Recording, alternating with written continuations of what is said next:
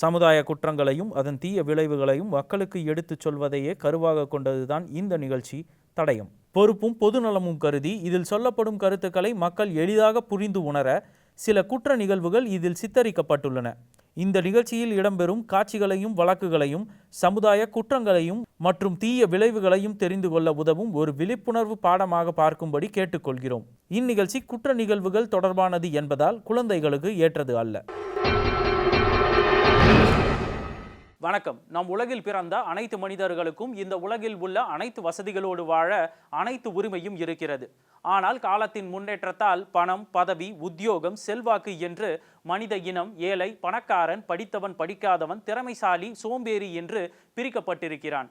உலகில் இருக்கும் மற்ற மனிதர்களை விட நன்றாக சம்பாதிக்க வேண்டும், நல்ல நிலைமையை அடைய வேண்டும் என்று மனிதர்களுக்கு ஆசை இருப்பதை நாம் அதிகமாக பார்த்திருக்கிறோம். சிலர் நாம் எவ்வளவு கஷ்டப்பட்டாலும் பரவாயில்லை, நம் உழைப்பிற்கான பலன் என்றாவது ஒரு நாள் கிடைக்கும் என்று வாழ்வில் முன்னேற விடாமுயற்சியோடு போராடி வருகிறார்கள். ஆனால் இன்னும் சிலர் பணம், பதவி, சொகுசான வாழ்க்கைக்கு ஆசைப்பட்டு குறுக்கு வழியிலோ திருட்டு வழியிலோ அதை அடைய நினைத்து குற்றவாளியாக மாறுகிறார்கள். இது போன்ற குற்றவாளிகள் காவல்துறையிடம் எளிதாக சிக்கிக் கொள்வதுண்டு. ஆனால் சில குற்றவாளிகள் செய்த குற்றத்திற்கான தடயங்களை மறைத்து காவல்துறைக்கே சவாலாக அமைவதுண்டு. இது போன்ற குற்றவாளிகளை கண்டுபிடிக்க காவல்துறைக்கு பெரும் உதவியாய் இருப்பது தடயவியல் துறை. தடயவியல் துறை தங்கள் நுண்ணறிவாலும் அசாத்திய திறமையாலும் தங்களுக்கு கிடைத்த தடயங்களை வைத்து மறைந்திருக்கும் குற்றவாளிகளை கண்டுபிடித்து அவர்களை சட்டத்தின் முன்னிறுத்தி அவர்களுக்கு தண்டனை வாங்கி தந்த வழக்குகளை உங்கள் பார்வைக்கு கொண்டு வரும் ஒரு முயற்சியே இந்த நிகழ்ச்சி தடயம். பலதரப்பட்ட இடங்களில் நாம் பலதரப்பட்ட மக்களை பார்த்து பழகுவது இயல்பு. சில சமயங்களில் நாம் பார்க்கும் சில மனிதர்கள் நம்மை மிகவும் கவர்வதுண்டு. அப்படி நாம் பார்த்த சில மனிதர்கள் ஏதேனும் துறையில் சாதித்தவர்களாக நல்ல திறமைசாலிகளாக இருந்தாலோ அவர்களின் திறமையை நாம் வியந்து பார்ப்பது இயல்பே. இன்னும் சில நேரங்களில் சில மனிதர்கள் தான் செய்யும் தொழிலில் மிக கவனமாகவும் புத்திசாலித்தனத்தோடும் செயல்பட்டு நல்ல பணம் சம்பாதிப்பதையும் நாம் பல நேரங்களில் பார்த்திருப்போம். இப்படிப்பட்ட சில சாதித்த நம் மனதை கவர்ந்த மனிதர்களை சிலர் தங்கள் வாழ்க்கையின் ரோல் மாடல்களாக எடுத்துக்கொண்டு அவர்களைப் போலவே நாமும் வாழ்க்கையை புரிந்து கொண்டும் அந்த வாழ்க்கையில் வெற்றி பெறும் வழிகளையும் நன்றாக கற்றுக்கொண்டு நாமும் வாழ்க்கையில் முன்னேற வேண்டும் என்பது நம் உலகில் சகஜமே. பலர் வாழ்க்கையில் இந்த பழக்கம் நல்ல முன்னேற்றத்தையும் நல்ல பலன்களையும் தந்திருப்பது என்பது மறுக்க முடியாத உண்மை. இப்படி சிலர் நம் உலகில் இருந்தாலும் யாராவது பணம் படைத்தவரையோ அல்லது வாழ்க்கை சந்தோஷமாக வாழ்வதையோ பார்த்தாலோ அது எப்படி அவன் மட்டும் நிம்மதியாக வாழ்கிறான், நம்மால் அப்படி ஒரு வாழ்க்கை வாழ முடியவில்லையே என்ற பொறாமை கொண்டு தான் செய்வது என்னவென்றே தெரியாமலே நம்மை குற்றம் செய்ய வைத்து குற்றவாளிகளாக்கிவிடும் என்பது நாம் புரிந்து கொள்ள வேண்டிய ஒன்று. நம் தடயவியல் துறை கண்டுபிடித்த வழக்குகளை வாரம் ஒரு வழக்காக பார்த்து வரும் நீங்கள் இந்த வாரம் பார்க்க போகும் வழக்கு தன் பேராசையாலும் பொறாமை குணத்தாலும் கொலைகாரனாய் மாறிய குற்றவாளியின் வழக்கு. வாருங்கள் இந்த வார தடயம் என்னவென்று பார்ப்போம். பெரிதாய் படிப்பறிவு இல்லாமல் பிழைப்பு தேடி சென்னைக்கு வந்தவன் சதீஷ். சதீஷுக்கு வாழ்க்கையில் எப்படியாவது நல்ல பணம் சம்பாதிக்க வேண்டும், நம்மை யாரும் மதிக்கவில்லை என்றாலும் பரவாயில்லை, நாம் எந்த தொழில் செய்தாவது நாம் அதிகமாக பணம் சம்பாதிக்க வேண்டும் என்பதை மட்டும்தான் வாழ்க்கை லட்சியமாக கொண்டிருந்தான். சதீஷுக்கு அவன் பார்க்கும் வீடுகளும் மனிதர்களும் அவன் பொறாமை குணத்தை தான் தூண்டியது. சென்னைக்கு வந்துவிட்டோம், இந்த ஊரில் நமக்கு அதிகமாக யாரையும் தெரியாது, அதனால் இங்கு என்ன செய்தாலும் நம்மை யாரும் எளிதில் கண்டுபிடிக்க முடியாது என்ற எண்ணத்தில் சென்னையை சுற்றி கொண்டிருந்தான் சதீஷ். கையில் வைத்திருந்த பணம் தீரவே தனக்கு ஒரு பிழைப்பு தேடிக்கொள்ள வேண்டும் என்ற முடிவுக்கு வந்தான் சதீஷ். ஒன்றும் இல்லாமல் சென்னையில் யாரும் இவனுக்கு வேலை தரமாட்டார்கள் என்று உணர்ந்த சதீஷ் சென்னையில் உள்ள தன் நண்பர்களின் உதவியால் தான் வைத்திருந்த 4 வீலர் லைசன்ஸை டாக்ஸி ஓட்டும் பேட்ஜ் லைசன்ஸாக மாற்றினான். தீவிரமாய் வேலை தேடிய சதீஷுக்கு அவன் வைத்திருந்த கார் ஓட்டுநர் உரிமத்தால் அவன் நினைத்தபடியே ஒரு கேப்ஸில் ஓட்டுநர் வேலை கிடைத்தது. அதுவரை வெட்டியாய் சுற்றி கொண்டிருந்த சதீஷ் இப்போது காரில் வாடிக்கையாளர்களை ஏற்றிக்கொண்டு அவர்கள் சொல்லும் இடத்திற்கு போவது பிடித்திருந்தது. ஆனாலும் சதீஷின் கெட்ட புத்தி, நாம் டிரைவராகவே இருந்தால் எப்படி, நாம் எப்படியாவது சீக்கிரம் அதிக பணம் சம்பாதிக்க வேண்டும் என்ற எண்ணம் அடிக்கடி தோன்றியது. தீதும் நன்றும் பிறர் தரவாரா என்பது போல் கிடைத்த வேலையை சரியாக செய்து அதில் சம்பாதித்து பணம் சேர்க்கலாம் என்ற எண்ணத்திற்கு பதிலாக சீக்கிரம் அதிக பணம் சம்பாதிக்க வேண்டும் என்று தன் வண்டியில் வரும் வாடிக்கையாளர்கள் அதிக பணம் வைத்திருந்தாலோ அதிக நகை வாங்கி வந்தாலோ அதை எப்படி கொள்ளையடிக்கலாம் என்றெல்லாம் மனக்கணக்கு போட்டு கொண்டிருந்தான் சதீஷ். சதீஷ் தான் கொண்டிருந்த எண்ணத்தால் தன் வண்டியில் சவாரி செய்யும் வாடிக்கையாளர்களிடம் தானாகவே தேவையில்லாமல் பேச்சு கொடுக்க துவங்கினான். அதேபோல் தன் வாடிக்கையாளர்கள் செல்போனில் பேசுவதை எல்லாம் ஒட்டு கேட்டு கொண்டு வருவான். சதீஷின் இந்த திட்டங்கள் எல்லாம் தெரியாத அப்பாவிகள் சிலர் சதீஷிடம் பல விஷயங்களை பேசி கொண்டு வந்தார்கள். என்னதான் பேச்சு கொடுத்து பார்த்தாலும் சதீஷ் நினைத்தது போல் ஒரு பணக்கார ஆசாமி அவனுக்கு சிக்கவே இல்லை. என்றாவது ஒரு நாள் ஒரு பணக்காரன் தன் வாடிக்கையாளராக வருவான், அவனை ஏமாற்றி அதிக பணம் சம்பாதிக்கலாம் என்று காத்து கொண்டிருந்தான் சதீஷ். அவன் எதிர்பார்த்தது போலவே மாணிக்கவேல் என்னும் ஒரு வாடிக்கையாளர் சதீஷுக்கு வந்தார். தெய்வ பக்தி நிறைந்தவர் மாணிக்கவேல். இவர் ஒரு தனியார் நிறுவனத்தில் மேனேஜராக பணிபுரிந்து தான் சம்பாதித்த பணத்தை எல்லாம் நல்ல முறையில் சேர்த்து வைத்து எந்த கெட்ட பழக்கமும் இல்லாமல் தன் மனைவி விசாலாட்சியுடன் தன் கடைசி காலத்தை கழித்து வந்தார். மாணிக்கவேலும் விசாலாட்சியும் குழந்தை இல்லாதவர்கள். தங்களின் இந்த குறையை தணிக்க ஷாமலா என்னும் பெண்ணை தங்கள் வீட்டோடு வளர்த்து வந்தார்கள். மாணிக்கவேலுவும் விசாலாட்சியும் ஷாமலாவை தங்கள் மகள் போர் பார்த்து கொண்டாலும் அவர்களுக்கு பிறகு சொத்துக்கள் அனைத்தும் ஷாமலாவிற்குத்தான் என்று உயில் ஏதும் எழுதி வைக்கவும் இல்லை, ஷாமலாவை முறைப்படி தத்தெடுக்கவும் இல்லை. என்னதான் அம்மா அப்பா என்று அழைத்து வந்தாலும் மாணிக்கவேலும் விசாலாட்சியும் ஷாமலாவிற்கு என்னவென்று எப்போதும் ஒரு சந்தேகம் இருந்து வந்தது. எந்த பிடிப்பும் இன்றி இவர்களோடு வாழ்ந்து வந்த ஷாமலாவிற்கு இவர்கள் யாருக்காவது தானமாக பணம் கொடுப்பது ஷாமலாவை மிகவும் பாதித்தது. இதற்கிடையில் மாணிக்கவேல் ஏதாவது புதிய தொழில் துவங்க வேண்டும் என்ற காரணத்தால் அடிக்கடி பல இடங்களுக்கு செல்ல வேண்டியதாய் இருந்தது. இந்த தருணத்தில்தான் சதீஷை சந்தித்தார் மாணிக்கவேல். தான் புதிதாக ஏதாவது தொழில் துவங்க வேண்டும், இல்லை என்றால் தன் வாழ்நாளை வெட்டியாய் கழிக்க வேண்டும் என்பதாகிவிடும் என்ற எண்ணத்தில் எந்த தொழில் செய்யலாம் என்று பலரிடம் ஆலோசனை கேட்டு வந்தார் மாணிக்கவேல். இந்த பேச்சுவார்த்தையில் தான் ஒரு வாடகை காரில் போய்க் கொண்டிருக்கிறோம் என்பதை எல்லாம் மறந்து தன்னிடம் எவ்வளவு பணம் வங்கியில் இருக்கிறது, எவ்வளவு நகைகள் தன் வீட்டில் இருக்கிறது போன்ற விவரங்களை பேசிக்கொண்டே வருவார் மாணிக்கவேல். மாணிக்கவேல் பேசுவதை வைத்தே அவர் ஒரு பெரும் பணக்காரர் என்பதை கண்டுகொண்டான் சதீஷ். இவரை மற்ற சவாரிகள் போல் விட்டுவிடக் கூடாது என்ற எண்ணத்தில் அவரிடம் நல்லவன் போல் பேசி அவரை கவர்ந்தான் சதீஷ். மேலும் மாணிக்கவேலின் சவாரி இவனுக்கே கிடைக்கும்படி செய்து கொண்டான். காலப்போக்கில் மாணிக்கவேலுவின் பையை கொண்டு வீட்டுக்குள் வைப்பது, அவர் மனைவியோடு பேசுவது என்று மாணிக்கவேலுவின் குடும்பத்தோடு நெருக்கமானான் சதீஷ். சதீஷ் எதிர்பார்த்ததை போலவே மாணிக்கவேலு என்னும் ஒருவர் தன் காரில் சவாரி செய்ய அவரை எப்படியாவது ஏமாற்றி விடலாம் என்ற எண்ணத்தில் அவரிடம் நல்லவன் போல் நடிக்க துவங்கினான். மாணிக்கவேலுவும் சதீஷை நம்பி வீட்டிற்குள் வர அனுமதி கொடுத்தார். அங்கு மாணிக்கவேலின் மகள் ஷாமலாவை பார்த்தான் சதீஷ்.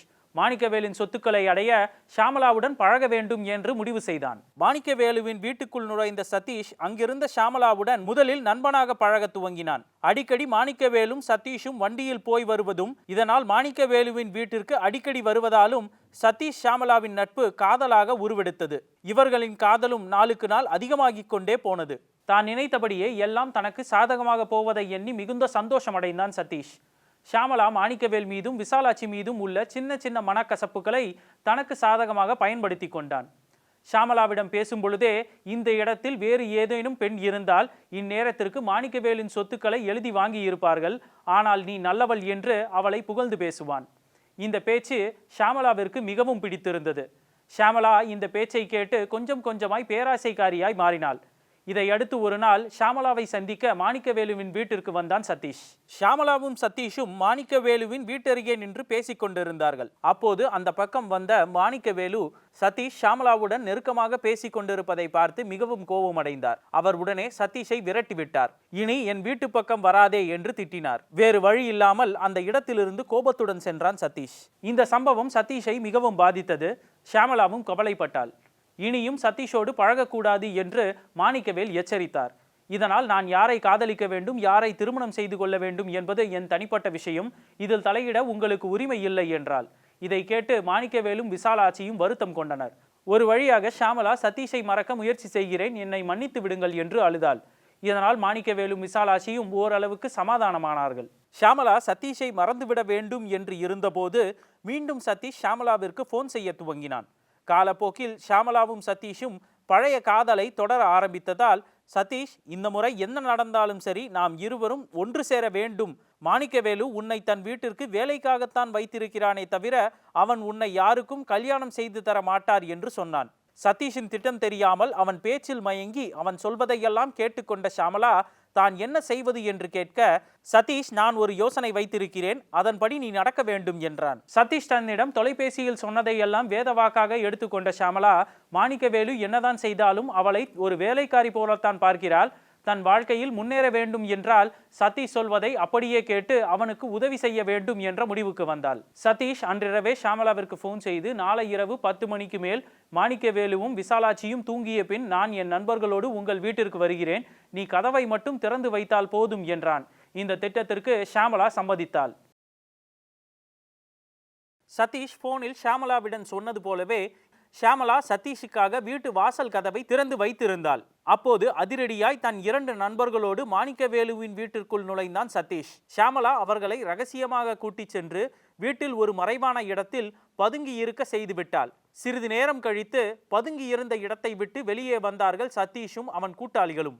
வந்தவர்கள் மாணிக்கவேலுவை தங்கள் கொண்டு வந்த ஆயுதத்தால் தாக்கினார்கள். ஷியாமளா அந்த வீட்டில் எங்கெல்லாம் பணம் இருக்கிறது, எங்கெல்லாம் நகை இருக்கிறது போன்ற விவரங்களை இவர்களுக்கு தெளிவாக சொன்னாள். இதையடுத்து சதீஷ் மாணிக்கவேலுவின் நகைகளையும் பணத்தையும் எடுத்துக்கொண்டான். தினமும் காலையில் மாணிக்கவேலுவுடன் வாக்கிங் போக மாணிக்கவேலுவின் வீட்டிற்கு வரும் சரவணன் அன்றும் வந்தார். மாணிக்கவேலு வீட்டிற்கு வந்த சரவணன் தன் நண்பனை இரத்த வெள்ளத்தில் பார்த்து பெரும் அதிர்ச்சிக்கு உள்ளானார். மாணிக்கவேலுவுக்கு நேர்ந்ததென்ன என்று ஒன்றும் புரியாத நிலையில் மாணிக்கவேலுவின் மனைவி விசாலாட்சியை தேடி வீட்டிற்குள் சென்றார் சரவணன். மாணிக்கவேலுவின் வீட்டு படுக்கை அறைக்கு சென்ற சரவணனுக்கு அடுத்த அதிர்ச்சியாக அங்கே விசாலாட்சியும் ஷியாமளாவும் கழுத்து அறுக்கப்பட்ட நிலையில் காணப்பட்டனர். உடனே காவல்துறைக்கு தகவல் கொடுத்தார் சரவணன். சரவணன் கொடுத்த புகாரை அடுத்து சம்பவ இடத்திற்கு விரைந்து வந்த காவல்துறை மாணிக்கவேலு, அவரது மனைவி விசாலாட்சி, ஷியாமளா கொல்லப்பட்டிருப்பதையும் மாணிக்கவேலு வீட்டில் இருக்கும் பீரோவில் இருந்து பொருட்கள் திருடப்பட்டிருப்பதையும் பார்த்து அவர்கள் முதல் கட்ட விசாரணையை துவங்கியது. ஆனால் இந்த விசாரணையில் இந்த கொலைக்கும் கொள்ளைக்கும் காரணம் யார் என்ற விவரங்கள் எதுவும் புலப்படவில்லை. எந்த சாட்சியும் இல்லாத இந்த கொலை வழக்கில் குற்றவாளியை எப்படி கண்டுபிடிப்பது என்ற குழப்பத்தில் தடயவியல் துறைக்கு தகவல் கொடுக்கப்பட்டது. சம்பவ இடத்திற்கு விரைந்து வந்த தடயவியல் துறை தங்களின் தடய வேட்டையை துவங்கியது. இரத்த வெள்ளத்தில் இருந்த மாணிக்கவேலுவின் சடலம், கழுத்து அறுக்கப்பட்ட நிலையில் சடலமாய் இருந்த விசாலாட்சி, அதேபோல் கழுத்து அறுக்கப்பட்ட ஷியாமளாவின் சடலங்களை பிரேத பரிசோதனைக்கு எடுத்துச் செல்லப்பட்டது. மேலும் தங்கள் தடய வேட்டையை தொடர்ந்து செய்தது தடயவியல் துறை. இந்த கொலை வழக்கில் தான் எந்த தவறும் செய்து மாட்டிக்கொள்ளக் கூடாது என்பதில் மிகவும் தெளிவாக இருந்திருக்கிறான் சதீஷ். சதீஷின் கை ரேகைகள் கூட கிடைக்காத நிலையில் தங்கள் தடய வேட்டையை தீவிரமாய் நடத்தியது தடயவியல் துறை. மாணிக்கவேல், விசாலாட்சி, ஷியாமளாவின் பிரேதங்கள் பிரேத பரிசோதனைக்கு எடுத்துச் செல்லப்பட்டது. பிரேத பரிசோதனையில் ஏதேனும் தடயம் கிடைக்குமா அல்லது மாணிக்கவேலுவின் வீட்டிலேயே ஏதேனும் தடயம் கிடைக்குமா என்று தீவிரமாக தேடிக்கொண்டிருந்தது தடயவியல் துறை. தடயவியல் துறை எவ்வளவு தேடியும் எந்த ஒரு புது தடயமும் கிடைக்கவில்லை. மாணிக்கவேலுவின் வீட்டில் இறந்த மூவரும் கொலை செய்யப்பட்டார்களா அல்லது ஒருவருக்கொருவர் கொலை செய்து கொண்டார்களா என்ற கோணத்தில் யோசித்தது தடயவியல் துறை. ஆனால் பணமும் நகையும் திருடப்பட்டிருக்கிறது. ஆகையால் வெளியிலிருந்து ஒரு கொலைகாரன் வந்து கொலை செய்திருக்க வேண்டும் என்று முடிவு செய்தது. மாணிக்கவேலுவிற்கு யாரேனும் எதிரிகள் இருக்கிறார்களா? இது மாணிக்கவேலுவை குறிவைத்து நடத்தப்பட்ட தாக்குதலா அல்லது எதேர்ச்சியாக நடத்தப்பட்ட கொள்ளையா? எதேர்ச்சியாக நடத்தப்பட்டது என்றால் பூட்டு உடைக்கப்பட்டிருக்கும். ஆனால் மாணிக்கவேலுவின் வீட்டில் பூட்டு உடைக்கப்படவில்லை. இப்படி பல கேள்விகளுக்கு விடை தேடும் வகையில் தீவிரமாக தடயத்தை தேடிக்கொண்டிருந்தது தடயவியல் துறை. எந்தவித தடயமும் கிடைக்காமல் இருந்த மாணிக்கவேல் கொலை வழக்கில் முதல் தடயம் ஷியாமளாவின் உடலில் இருந்து கிடைத்தது. ஷியாமளாவின் பிரேதத்தில் ஷியாமளாவின் உடலில் இருந்த இரத்த துளிகள் ஷியாமளா, மாணிக்கவேல், விசாலாட்சி இவர்கள் மூவரின் இரத்த குரூப்பை சேராத ஒரு புதிய குரூப் இரத்தம் லேசாக பட்டிருப்பது தெரிய வந்தது. இதை வைத்து இது கொலைகாரனின் இரத்தமாக இருக்கலாம் என்று சந்தேகித்தது. இரத்தக்கரை கழுவி விடப்பட்டாலும் பிற்பாது கூட கண்டுபிடித்து விடலாம். அதனுடைய பிளட் குரூப்பையும் கண்டுபிடித்தலாம். இது யாருடைய பிளட் என்று சொல்லிவிட முடியும். Because of the DNA. இந்த டிஎன்ஏ இருப்பது யாருடைய ரத்தம் என்று கண்டுபிடித்து விட மிக முக்கியமாக உதவும். ஷியாமளா உடலில் இருந்த இரத்த துளிகள் யாருடையதாக இருக்கும் என்பதை கண்டுபிடிக்க மாணிக்கவேல் வீட்டை சோதனையிட்டது தடயவியல் துறை. மாணிக்கவேல் வீட்டில் அலமாரியில் டாக்ஸி பில்கள் கிடைத்தன.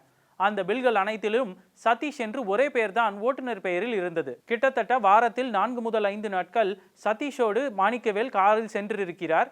அப்படி என்றால் அவர் இந்த குடும்பத்திற்கு நிச்சயம் அறிமுகமான ஒருவராகத்தான் இருக்க வேண்டும். ஆகையால் சதீஷின் செல் நம்பரை எடுத்து அவர் கால் லிஸ்டை பார்த்ததில் ஒரு உண்மை தெரிய வந்தது. செல்போன் சிக்னல்கள், தொடர்புகள், குறுந்தகவல்கள் எல்லாம் கண்டுபிடிக்கப்பட்டது. இதில் சதீஷ், ஷியாமளா அதிக நேரம் செல்போனில் பேசிக் கொண்டிருந்ததெல்லாம் தெரிய வந்தது. இதோடு அவர்களின் SMS குறிப்புகள் கண்டுபிடிக்கப்பட்டு சதீஷ், ஷியாமளா காதலிக்கிறார்கள் என்பது தெளிவாய் புரிந்தது. மாணிக்கவேல் கொலை செய்யப்பட்ட இரவில் சதீஷ் போனில் இருந்து ஷியாமளாவிற்கு கடைசியாக கால் செய்யப்பட்டிருப்பதும் அதன் பின் அந்த நம்பர் பயன்பாட்டில் இல்லை என்பதும் தெளிவாய் தெரிந்தது. இதனால் சதீஷ் தான் கொலைகாரனாக இருக்க வேண்டும் என்ற எண்ணத்தில் கால் டாக்ஸி பில்லில் இருந்த முகவரிக்கு சதீஷை தேடி சென்றது தடயவியல் துறை. சதீஷ் வேலை செய்த டிராவல்ஸில் அவன் வேலைக்கு வந்தே பல நாட்கள் ஆகிவிட்டது என்று தெரிந்தவுடன் அவன் மேல் இருந்த சந்தேகம் உறுதியானது. தடயவியல் துறையும் காவல்துறையும் என்னதான் திட்டம் போட்டாலும், தன்னை நெருங்க நினைத்தாலும் அவர்களால் தன்னை ஒன்றும் செய்ய முடியாது என்ற எண்ணத்தில் சுற்றி கொண்டிருந்தான் சதீஷ். சதீஷ் வேலை செய்த இடத்திலிருந்து அவனது ஓட்டுநர் உரிமத்தை பெற்றுக்கொண்டு அவனது சொந்த ஊருக்கே சென்று அவன் குடும்பத்தின் உதவியோடு அவனை ஊருக்கு வரவழைக்கப்பட்டு அவனை கைது செய்து விசாரணைக்கு உட்படுத்தப்பட்டான். சதீஷை விசாரணைக்கு அழைத்து வந்தாலும் சதீஷ் தான் ஒரு நிரபராதி, காவல்துறையிடமும் தடயவியல் துறையிடமும் கொலை செய்யப்பட்ட மாணிக்கவேலுவிற்கும் எனக்கும் எந்த சம்பந்தமும் இல்லை, நான் அவருக்கு வண்டி ஓட்டி இருக்கிறேன், அவ்வளவுதான், எனக்கும் அவருக்கும் இருக்கும் சம்பந்தம் இதுதான் என்றான். இந்த நிலையில் சதீஷும் கொலை நடக்கும் போது சம்பவ இடத்தில் இருந்திருக்கிறான் என்பதை நிரூபிக்க முதலில் ஷியாமளாவின் உடலில் கிடைத்த புதிய குரூப் இரத்தத்தையும் சதீஷின் இரத்தத்தையும் ஒன்று என்று நிரூபித்தது. எந்த தடயத்தையும் தனக்கெதிரே விட்டு வைக்கவில்லை என்று நினைத்த சதீஷிற்கு தடயவியல் துறையின் இரத்த பரிசோதனை முடிவு அதிர்ச்சியை தந்தது. உனக்கும் ஷியாமளாவிற்கும் எந்த சம்பந்தமும் இல்லை என்றால் காதலிக்கு அனுப்ப வேண்டிய குறுந்தகவல்களை ஏன் ஷியாமளாவிற்கு அனுப்பினாய்? மாணிக்கவேல் கொலை செய்யப்பட்ட இரவு ஷியாமளா ஏன் உனக்கு கால் செய்ய வேண்டும் என்ற கேள்விகள் சதீஷை திக்குமுக்காட வைத்தது. இந்த விசாரணையில் நான் வேலை தேடிதான் சென்னைக்கு வந்தேன், எனக்கு ஒரு நல்ல வேலை கிடைத்தும் என் பேராசையால் நான் மிக சீக்கிரத்தில் எந்த உழைப்பும் இன்றி வாழ்க்கையில் முன்னேற நினைத்தேன். அதற்கு என்னை நம்பி வரும் வாடிக்கையாளர்கள் யாராவது வீட்டில் பணம், நகை போன்ற விலை உயர்ந்தவைகள் இருப்பதாக அவர்களுக்குள்ளே அல்லது செல்போனிலோ பேசி கொண்டு வந்தால் அந்த வீட்டை கொள்ளையடித்து விடலாம் என்று திட்டம் போட்டேன். என் திட்டத்திற்கு சரியான ஆள் மாணிக்கவேல் என்று முடிவு செய்தேன். மாணிக்கவேலுவின் வீட்டை எளிதில் அடைய அவர் வீட்டில் வளர்ந்து வந்த ஷியாமளாவின் சபலத்தை எனக்கு சாதகமாக பயன்படுத்தி காதலிப்பது போல் நடித்தேன். ஒரு நாள் அவளுக்கு போன் செய்து, இந்த மாணிக்கவேலு நம்மை ஒன்று சேர விடமாட்டார், அதனால் நாளை இரவு உங்கள் வீட்டிலிருந்து வெளியே ஓடிவிடலாம் என்று திட்டம் போட்டிருப்பதாக சொன்னேன். அவளும் என் திட்டத்திற்கு சம்மதம் சொன்னாள். ஷியாமளாவிடம் நாம் வெளியூருக்கு போய் புதிய வாழ்க்கை துவங்கப் போகிறோம், அதற்காக உங்கள் வீட்டிலிருந்து கொஞ்சம் பணம், நகை மட்டும் எடுத்து செல்லலாம், அதற்கு நான் நாளை இரவு எல்லோரும் தூங்கியவுடன் உங்கள் வீட்டிற்கு வர உதவி செய், அதன் பின் நம் திட்டப்படி வீட்டை விட்டு ஓடிவிடலாம் என்றேன். அவளும் இந்த திட்டத்தை நம்பி இரவு வந்து கதவை திறந்து விட்டாள். ஆனால் நான் என்னுடன் 2 நண்பர்களை அழைத்து சென்றேன். அதை ஷியாமளாவிடம் நமக்கு துணையாக இருக்கிறார்கள் என்றேன். அவளும் நம்பினாள். அதன் பின் மாணிக்கவேல் வீட்டில் மறைந்திருந்த நாங்கள் நள்ளிரவு ஆனவுடன் வெளியே வந்து மாணிக்கவேல், அவரது மனைவி விசாலாட்சி, ஷியாமளா ஆகிய மூவரையும் கொன்றுவிட்டு கொள்ளையடித்து கொண்டு வெளியேறினோம். நாங்கள் எங்கள் கைரேகை கூட எங்கும் பதியாமல் பார்த்து கொண்டோம். ஆனால் நான் ஷியாமளாவை கொலை செய்யும் போது நான் அறியாமலேயே அவள் உடலில் பட்டிருந்த இரத்த துளிகளை வைத்து தடயவியல் துறை என்னை கண்டுபிடித்து விடும் என்பதை நான் சற்றும் எதிர்பார்க்கவில்லை. ஆனால் நான் இன்று தடயவியல் துறையின் சாமர்த்தியத்தாலும் சாதுரியத்தாலும் சட்டத்தின் முன் மாட்டிக்கொண்டேன் என்று வாக்குமூலம் அளித்தான். மாணிக்கவேல், அவரின் மனைவி விசாலாட்சி ஷியாமளாவை கொலை செய்து மாணிக்கவேலின் வீட்டை கொள்ளையடித்த குற்றத்திற்காக சதீஷ், அவனது நண்பன் பிரபு, சின்னப்பா இவர்கள் மூவருக்கும் 3 ஆயுள் தண்டனைகள் விதிக்கப்பட்டது. பேராசை என்னும் தீய குணத்திற்கு அடிமையாகி உழைக்காமல் அதிக பணம் சம்பாதிக்க வேண்டும் என்ற எண்ணத்தால் இன்று சதீஷும் அவனது நண்பர்களும் தங்கள் வாழ்நாள் முழுவதையும் சிறையில் கழித்துக் கொண்டிருக்கிறார்கள். அடுத்த வாரம் வேறொரு வழக்குடன் உங்கள் நியூஸ் 7 தமிழில் உங்களை சந்திக்கிறேன். நன்றி, வணக்கம்.